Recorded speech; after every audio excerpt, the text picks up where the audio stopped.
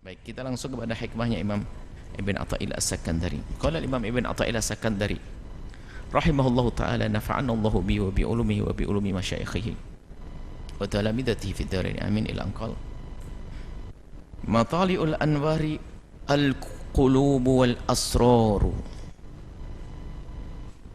Matali' jamu matla', matla' samsi, tempat terbitnya matahari. Matla'ul anwar, tempat memancarnya cahaya. Ada cahaya, dari mana asal pancaran cahaya tersebut? Dikatakan hati dan asrar, sir hati. Kita bahas satu-satu. Apa yang dimaksud dengan pancaran? Matla', tempat memancarnya cahaya. Cahaya adalah ya cahaya, baik hissi atau maknawi. Baik cahaya hissi yang bisa diindra oleh mata, atau cahaya maknawi, itu artinya sesuatu yang memberikan kepada kita penerang menuju jalan tertentu yang kita tuju. Jika cahaya hissi, ini lampu senter menghantarkan kita kepada tujuan kita. Mobil secantik, sebagus apapun mobil, kalau ternyata nggak ada lampunya malam hari nggak jalan, sudah nggak berguna. Mobil mewah termahal seluruh dunia tapi tidak berlampu, nggak bisa dipakai. Maka begitu pentingnya cahaya ini yang hissi. Maknawi juga begitu, bagi siapapun lah ini. Tujuan kita yang paling agung adalah mencari ridha Allah. Artinya kita selama ini menjadi as-salik, ahli suluk. As-salik, orang yang menapakkan kakinya di dalam menuju, menjalani perjalanan menuju kepada Allah subhanahu wa ta'ala. Ahli tarbiyah, ahli tasawuf, ahli suluk. Menuju kepada Allah itu dengan apa? Ya amal zahir ini, biarpun asasnya batin, ntar dulu asasnya. Amal zahir ini loh menuju kepada Allah. Apa sih maksud orang menuju kepada Allah? Dia adalah menuju kepada Allah. Diam tok ndekem begitu enggak. Terlihat darinya apa? Perilakunya, perbuatannya. Perbuatannya, apakah perbuatan berkenaan tentang urusan kegiatan-kegiatan, gerakan tangan, kaki dan sebagainya, pandangan mata?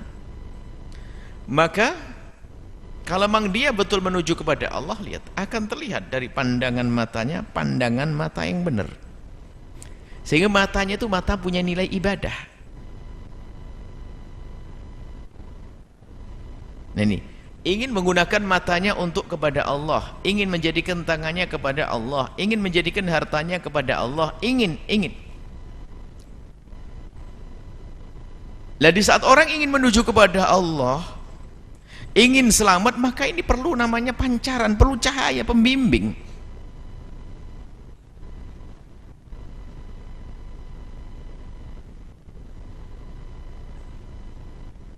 Ilmu, ya, dikatakan sebagai pembimbing. Tapi ilmu itu pun tidak akan punya makna kecuali dirasakan oleh golep hati. Makanya ntar dulu, kita bahas dulu. Untuk sampai kepada Allah, di dalam melakukan perjalanan kepada Allah, perlu namanya cahaya. Ada lentera. Harus, kalau tidak ada lentera nggak akan sampai. Matanya buta kepada kebaikan karena nggak ada penerang, nggak ada petunjuk. Yang di tangannya pun akan melakukan sesuatu yang haram karena apa? Nggak ada petunjuk. Langkah kakinya menuju yang haram karena nggak ada petunjuk. Hartanya pun digunakan yang haram, nggak ada petunjuk. Jabatannya akan digunakan yang haram, nggak ada petunjuk. Tapi ada orang seperti Umar bin Abdul Aziz, lihat, punya harta digunakan untuk kebaikan, punya mata digunakan untuk kebaikan, punya tangan digunakan untuk kebaikan, kakinya digunakan untuk kebaikan, jabatannya digunakan untuk kebaikan. Kenapa itu terjadi? Ada nur, ada cahaya pembimbing yang menghantarkan dia kepada kemuliaan. Dan ilmu yang sesungguhnya adalah nur yang Allah titipkan di hati. Nah inilah nurnya itu dari mana memancarnya cahaya yang kita sebut sebagai penerang, penghantar kepada ridho Allah, kepada kemuliaan, itu dari mana? Matali'ul anwar lah, ini yang dicari, kata Ibn Athaillah. Cari matali'ul anwar. Semuanya pengen sukses, pengen selamat, pengen berjaya di dunia dan di akhirat, pengen benar perilakunya, pengen baik. kuatkan dulu kerinduan, keinginan untuk baik ini dulu. Kalau sudah keinginan kita kuat benar, nanti kita akan cari senter, cari lampu. Makanya ada himmah.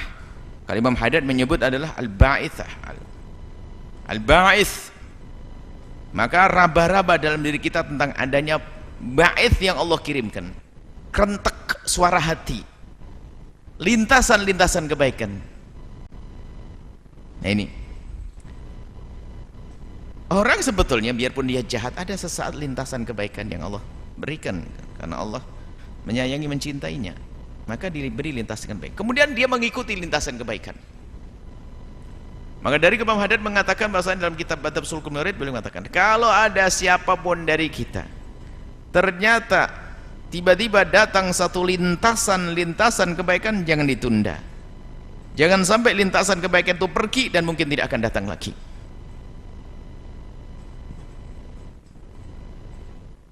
Nah itu himmah, semangat, kerinduan kebaikan itu perlu kita suburkan. Kalau kita tolak, naudzubillah, tidak kita perhatikan, akan pergi dan tidak akan kembali lagi. Nah ini yang perlu kita kuatkan, kita sambut lintasan-lintasan kebaikan, seruan-seruan kebaikan. Apa sih yang Allah kirim kepada kita? Pengen melakukan kebaikan, pengen berbuat baik, pengen membuat kemuliaan, pengen menolong, pengen belajar, pengen menjadi orang-orang yang mulia. Terus itu dikuatkan, dibesarkan semangat. Nah kalau sudah semangat kita besar untuk menjadi orang benar, untuk menjadi orang selamat, untuk menjadi orang berguna, maka ketahuilah akan muncul setelah itu ada semangat. Dengan apa aku harus bisa menjalani itu semuanya? Maka ibaratnya kalau kita betul harus pergi, sementara jalan adalah gelap, kita akan mencari lentera untuk menjadi penerang. Nah setelah ada benar himmah ini, kemudian dibarengi dengan apa? Fahami dari mana memancarnya cahaya agar kita bisa dengan semangat kita menuju Allah itu sukses. Tanyakan orang paling badung, pengen masuk surga enggak? Pengen masuk surga. Dasar kau masuk neraka mau? Enggak mau. Duh.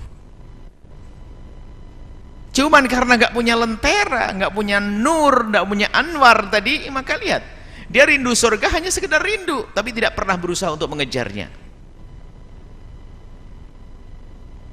Fahamkan dulu makna ini, makna pentingnya cahaya ini. Dan apa itu, dari mana munculnya cahaya ini? Dikatakan oleh Imam Ibn Attal As-Sakandari, baru kita masuk, al-qulub wal asrar. Qulub itu hati, hati kita. Asrar adalah keadaan halnya hati. Hati itulah yang menjadikan seseorang punya rasa mahabbah, cinta, punya rasa takut, punya rasa takdim, pengagungan. Ini hati. Akan kita bawa kemana ini? Hati ini akan kita jadikan apa ini? Kita akan, apa yang kita ambil dari hati kita? Cahaya yang akan menghantarkan kita menuju kepada Allah Subhanahu wa taala. Maka di sini hati dulu yang perlu kita benahi agar bisa memancarkan cahaya. Kalau hatinya gelap, maka bagaimana cahaya akan bisa memancar? Tertutup dengan ron, tertutup dengan kerak-keraknya, tertutup dengan dosa-dosa yang seperti disabdakan baginda Nabi, tu'radul fitnatu 'alal qulubi kal hasiri uda-uda. Lihat, yang namanya hati ini kadang menjadi gelap karena tertutup oleh fitnah, yaitu kemaksiatan yang nempel di hati, menjadikan hati gelap, nggak spontan. Sampai digambarkan seperti hasir, pintalan tikar. Tikar itu lihat, selebar apapun bermula daripada selembar-selembar apa itu? Bahasa Jawanya mendong. Anyaman dari apa itu namanya? Pohon. Sudah cari bahasa Indonesianya. Jadi tikar itu selebar apapun itu dari dianyam dari sesuatu yang selembar sampai selebar itu. Begitu juga hati. kemaksiatan yang dilakukan akan menjadi titik noda. Titik-titik noda ini terus, jika tidak segera dihapus dengan tobat, dengan penyesalan, maka titik noda akan ditambah dengan titik noda yang lain lagi, akan ditambah titik noda yang lain lagi, akan ditambah dengan titik noda yang lain lagi. Biarpun itu titik dan titik, akan bisa menjadi gelap. Hati keras mana bisa memancarkan cahaya yang akan membimbing anggota tubuhnya menuju kepada ridho Allah? Tidak bisa. Maka al-qulub di sini menjadi prioritas yang harus kita perhatikan. Yang para ahli tasawuf, ahli tarbiyah mendahulukan ini, sehingga kata Imam Ghazali rahimahullah taala, di sana ada fardu ain, fardu ain, fardu ain. Ketahuilah membersihkan hati adalah fardu ain di atas fardu ain. Kalau sudah hati ini bersih, maka muncul asrar hal. Hati ini bersihkan dulu, jaga dulu hati dari kotoran-kotoran, dan bersihkan dari penyakit-penyakitnya. Maka ini perlu amaliyah, perlu kerjaan yang berat menjaga suatu, karena ini adalah kalau gambaran seperti mata air sumber dari sini, sumber cahaya. Maka ini prosesnya berat,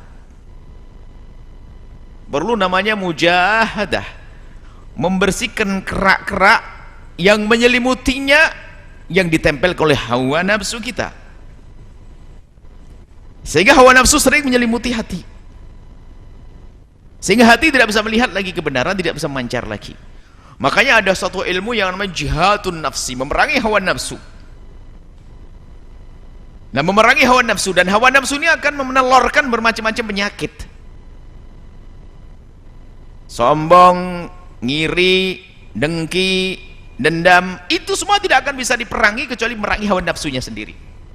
Setelah orang biasakan merangi hawa nafsu kesombongan, dan nafsu riya, hawa nafsu dendam, hawa nafsu dengki, terus mujahadah yang oleh Imam Ghazali dijelentrehkan panjang lebar di dalam kitab Ihya-nya. Jadi setiap orang sudah bisa memerangi hawa nafsunya ini, maka secara otomatis benih-benih penyakit-penyakit hati itu nanti akan rontok, akan terpangkas, hilang. Sehingga kesombongan akan tersingkir, dendam akan tersingkir. Nah, kalau sudah penyakit ini akan hilang, muncul namanya asrar. Ada mahabbah di dalam hatinya kepada Allah, mahabbah kepada benda kebenaran, khauf, rasa takut kepada Allah subhanahu wa ta'ala, ta'zim, pengagungan kepada Allah subhanahu wa ta'ala. Nah, rasa ini adalah yang akan membimbing seperti lentera. Sehingga, lihat, pengagungan itu kan adanya di dalam hati, mahabbah, cinta juga di dalam hati, rasa takut adanya di dalam hati. Akan tapi menjadikan apa? Menjadikan tangan seseorang untuk bergerak mengeluarkan uang dari koceknya untuk berikan fakir miskin, sehingga dia punya perilaku baik setelah itu. Hati adalah raja di dalam diri yang akan menggerakkan seluruh anggota tubuhnya untuk mematuhi rajanya tadi, hatinya. Dan hatinya dengan siapa? Dengan Allah, karena hatinya sudah punya mahabbah kepada Allah. Sehingga kalau sudah tertata hatinya, sudah benar hatinya, ada tadi sudah muncul asrar tadi, hal, sifat-sifat keadaan hati, khauf kepada Allah, mahabbah kepada Allah, ta'zim, tabjil, pengakuan kepada Allah. Maka lihat, ini adalah lentera, lentera yang akan membimbing seseorang. Kenapa kau seperti itu? Apa yang dia jawab? Karena aku ingin dapatkan ridha Allah. Kenapa kau tidak melakukan ini? Karena aku takut kepada Allah. Jawabannya begitu terus, maka dia telah terbimbing, tidak akan berbuat kecuali urusannya dengan Allah, tidak akan menghentikan pekerjaan kecuali urusannya kepada Allah subhanahu wa ta'ala. Dan semua yang dilakukan akan diarahkan kepada makna pengagungan kepada Allah subhanahu wa ta'ala. Maka muncullah orang-orang besar seperti orang Syekh, kita sebutkan Umar bin Abdul Aziz, dan para ulama-ulama, para orang-orang soleh seperti itu. Karena hatinya sudah bertahta di hatinya mahabbah, bertahta di hatinya adalah khauf kepada Allah, ijlal, ta'zim, pengagungan kepada Allah. Maka ketahuilah akan tampak dalam dohirnya segala kebaikan. Maka di saat ada urusan dengan siapapun, dia lapang hati, mudah memaafkan. Urusan dunia dia tidak tergiur, tidak cinta pada dunia. Urusan maksiat dia paling takut. Karena apa? Hatinya sudah kena. Maka inilah yang disampaikan oleh Ibn Attal As-Sakandari dalam kalimat praktis, bayangkan, matali'ul anwari al-qulubu wal asraru. Matali'ul anwari al-qulub, tempat memancarnya cahaya yang menerangi langkah kita menuju kemuliaan dan menuju ridha Allah adalah dari hati. Hati yang telah berhias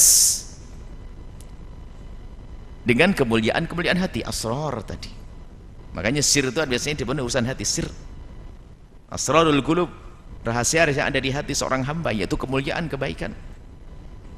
Seperti itu. Maka dari itu mari sambil kita berusaha untuk mendekatkan kepada Allah dengan amaliyah zahir, yang menuntut ilmu yang beribadah, yang berusaha menderma akan, tapi jangan lupa kebaikan kita ini akan menjadi benar kalau sudah dari pancaran hati.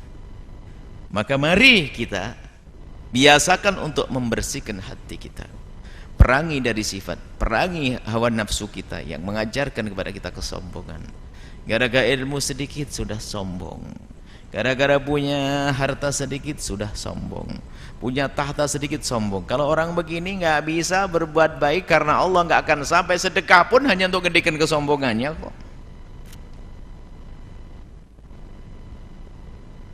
Dia mungkin ustadz bangun pondok gede, ngedekin kesombongannya, nggak selamat juga pokoknya. Maksiat lancar, kenapa? Dia sudah tidak takut kepada Allah. Kalaupun dia menghindar maksiat, takut kepada manusia bukan karena Allah, mana baiknya orang seperti itu. Maka bersihkan hati, dan ini perlu namanya mujahadah, jihadun nafsi, memerangi hawa nafsu. Yang kenapa? Hawa nafsu adalah ammarah bisu, selalu mengajak kepada kejelekan. Sehingga dikatakan al-khairul khair, kebaikan, segala kebaikan adalah fi mukhalafatil hawa, di dalam bagaimana kita memerangi hawa nafsu kita. Setelah itu akan muncul asrar di dalam hati kita.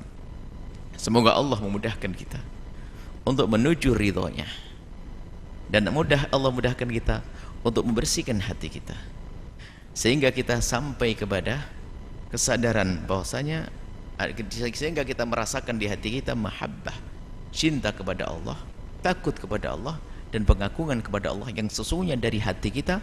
Sehingga dari itulah akan menjadikan perilaku zahir kita akan sesuai dengan apa yang diinginkan Allah, diridhoi oleh Allah Subhanahu wa taala di dalam perjalanan kita menuju kepada Allah Subhanahu wa taala.